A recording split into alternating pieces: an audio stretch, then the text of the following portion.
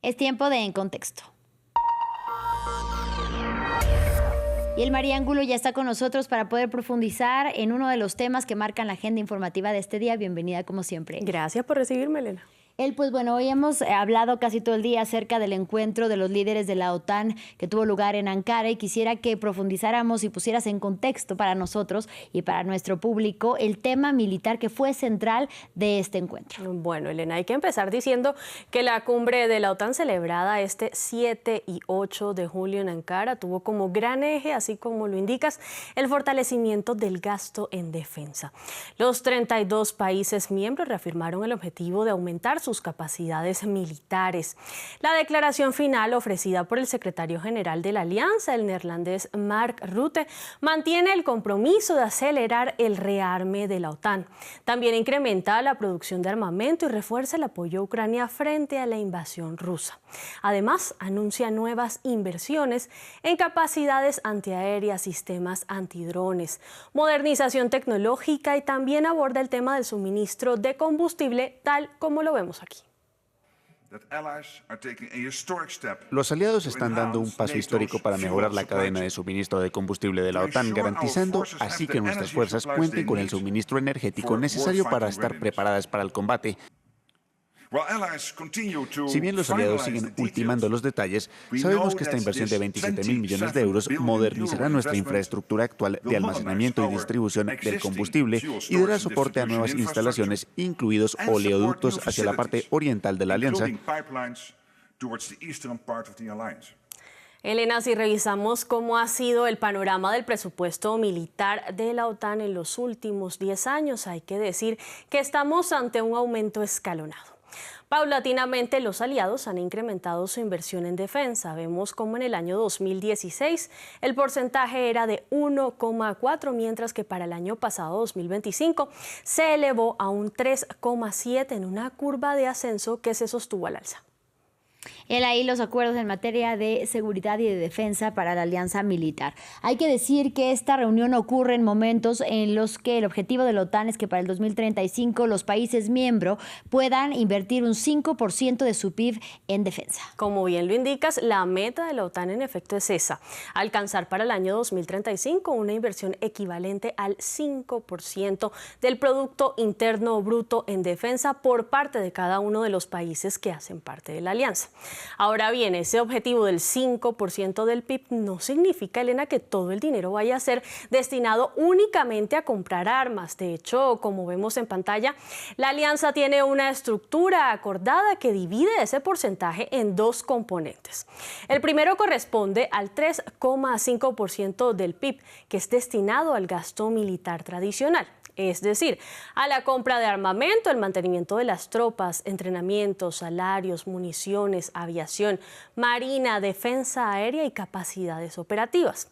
Mientras que el segundo componente equivale al 1,5% del PIB destinado a inversiones relacionadas con la seguridad estratégica, como por ejemplo, infraestructura crítica, seguridad, protección de redes eléctricas y telecomunicaciones, así como también, Elena, la movilidad militar, labores de inteligencia y resistencia de las cadenas de suministro y preparación frente a amenazas.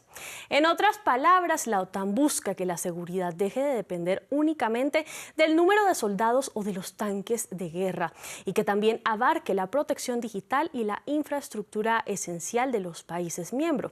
Sin embargo, el panorama actual muestra, Elena, que ese objetivo todavía está muy lejos de cumplirse. Aunque prácticamente todos los aliados ya alcanzaron o están un poco cerca del antiguo compromiso, que era del 2% del PIB, muy pocos se aproximan al nuevo umbral, que es del 5%. Nos hablas de la estructura del gasto. Ahora, por favor, puedes profundizar en la distribución del gasto, que hay que recordar que sigue siendo distinta de acuerdo a cuánto aportan los países de su PIB en la alianza. Así es, ese es otro punto importante sobre el abordaje de este tema. De hecho, los mayores porcentajes de contribución siguen correspondiendo a Polonia, Estados Unidos y los países bálticos, es decir, Estonia, Letonia y Lituania, debido principalmente, Elena, a la amenaza que representa Rusia para la seguridad seguridad europea.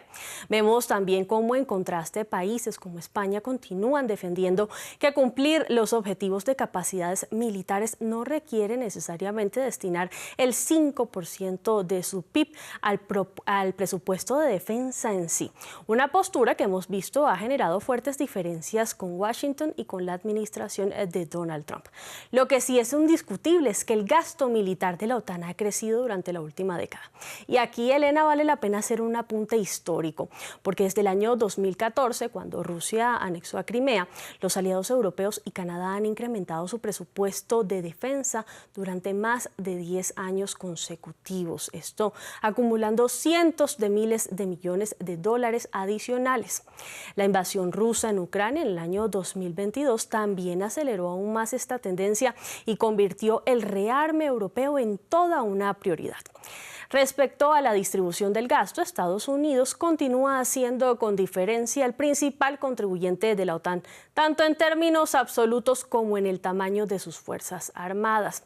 A esto le siguen economías como, por ejemplo, la de Alemania, Reino Unido y la de Francia, que han incrementado considerablemente sus presupuestos militares, Elena, esto en los últimos años.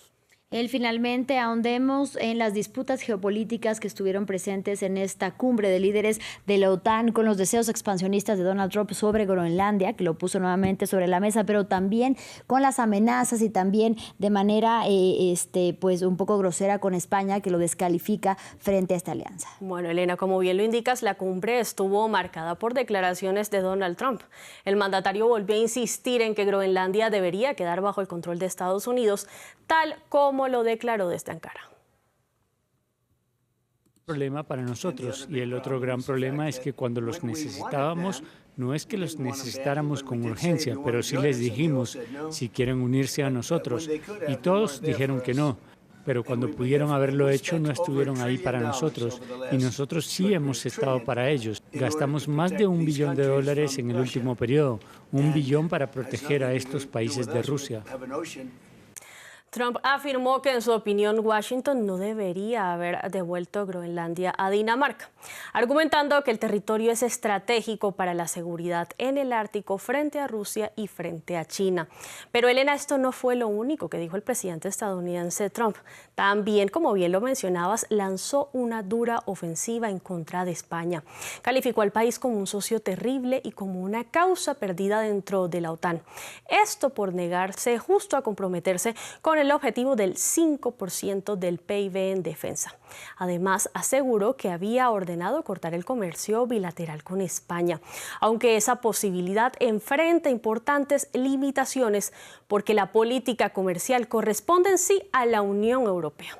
El gobierno español respondió defendiendo que ya cumple con el compromiso del 2% del PIB. También reivindicó la contribución militar a la alianza y rechazó, Elena, las críticas del mandatario estadounidense. Justamente sobre este tema, analistas como Miguel Otero destacaron lo siguiente. Creo que se trata más bien de una disputa entre Trump y Sánchez, ¿no? Es decir, Trump es en muchos sentidos el líder de ultraderecha, de la derecha nacionalista, y Sánchez es el líder de la izquierda global, ¿no? Así que creo que es más bien una cuestión política. En resumen, la cumbre de Ankara confirmó que la OTAN avanza hacia una etapa de fuerte expansión en materia de gasto militar. Pero también, Elena, dejó en evidencia que persisten diferencias importantes entre los aliados sobre, por ejemplo, la velocidad, el costo y la forma de alcanzar ese objetivo. Todo esto en medio de un contexto internacional marcado por la guerra en Ucrania, también por la competencia estratégica en el Ártico y las crecientes tensiones políticas, incluso dentro de la propia alianza. Gracias, Elmaría, por este En Contexto. A ti por recibirme. Hasta una próxima. Gracias también a ustedes por su compañía. Los invitamos a que se queden con nosotros porque ya viene María Clara Calle y su crónica de medio ambiente. Hasta la próxima.